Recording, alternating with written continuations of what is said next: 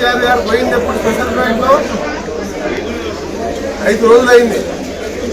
First 2 పనులు తీర్చుకోవడానికి హైదరాబాద్కి అలా అమెరికా లాంటి కాదు. మా ప్రియాంక కూడా ఐ ప్రాబ్లం వస్తే వాళ్ళ కొడుకు ఎల్వి ప్రసాద్ హాస్పిటల్లో పార్కాయ తోటలో ఉండి ట్రీట్మెంట్ చేయించుకుంది.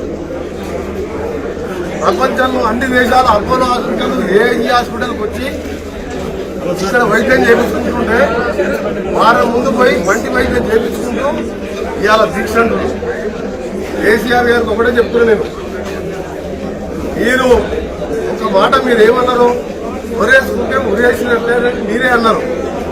మళ్ళీ రెండోసారి ఏమన్నారు, మీరు ఎంతగా ఒరేయండి ఒడ్లు కొంత తీసుకుపోయి ఇండియా గేట్ కాడ కూర్చున్నారు.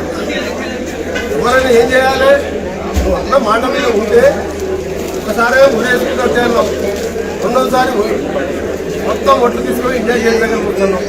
విశాఖపేట వేయబడి పండిన ఒడ్లని తీసుకుపోయి ఇండియా గేట్ దగ్గర పంపించి నీ దగ్గర 10,000 కోట్లు లేవా ఒడ్లు కొనడానికి? ఇలా నీకు ధరలు అవసరమా? అంటే మీరు ధర్నాలు చేసి పోరాటం చేస్తేనే హౌస్ అరెస్టులు, లాఠీ చార్జీలు, పోలీసు వాళ్ళు లోపడేస్తారు. అధికార పార్టీ ఉండి నీ మంత్రులు నువ్వేమో దీక్ష చేస్తావు. నీ అసలు ఏ రాష్ట్రంలో లేదు. నేను మన పార్లమెంట్ అడిగినప్పుడు చాలా మంది పార్లమెంట్ సభ్యులు అడిగినా, అందరూ మా స్టేట్లో ఎక్కడ ఒడ్ల సమస్య లేదు. నా దగ్గర తెలంగాణలో ఎందుకు వచ్చింది సమస్య? మా దగ్గర సమస్య లేనే లేదు.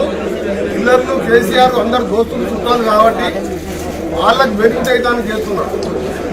లేకపోతే ఆయనే అన్నాడు కదా, ఈ ఒడ్లు తీసుకుపోయి ఇండియా గేట్ దగ్గర కూర్చున్నాను అందరూ ఒక్కడే స్పెషల్ ఫ్లైట్లో పోయి 12 తీసుకున్నాడా? ఒడ్లు తీసుకొని పోవాలి కదా.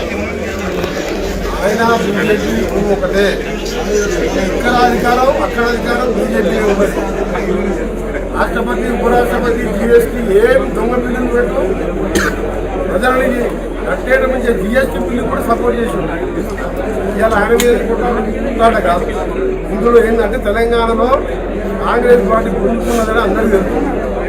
మా పోటీ బీజేపీతోనే ఉందని చెప్పి చూపించడానికి ఆ దీక్ష తప్ప ఒడ్ల కోసం కాదు, ఒడ్లు కొనిపించడానికి కాదు.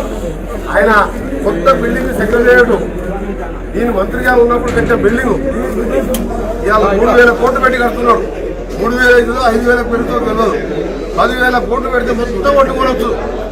6-5 దొడ్డు బియ్యం దొడ్డు రైతు అంతా కొని దాన్ని బియ్యంగా మారిస్తే ఆయన నష్టం ఎంత వస్తుంది అంటే 200-300 కోట్ల నూకలు వస్తే ఆ నూకలు ఎవరికో దానం చేయొచ్చు. వీళ్ళ బియ్యాన్ని అంతా కూడా దొడ్డు బియ్యం ఇవాళ తమిళనాడులో తింటారు. హాయ్ ఫ్రెండ్స్, మా టుడే టుమారో యూట్యూబ్ ఛానల్ చూస్తున్నందుకు చాలా థ్యాంక్స్. మరిన్ని లేటెస్ట్ వీడియోస్ కోసం వెంటనే సబ్స్క్రైబ్ చేయండి. అలాగే ఈ బెల్ ని కూడా రింగ్ చేసేయండి. మా నోటిఫికేషన్స్ అన్ని మీ మొబైల్లో వస్తాయి. అలాగే మా వీడియోస్ మీకు నచ్చితే లైక్ చేయండి, షేర్ చేయండి, నచ్చకపోతే కామెంట్ చేయండి.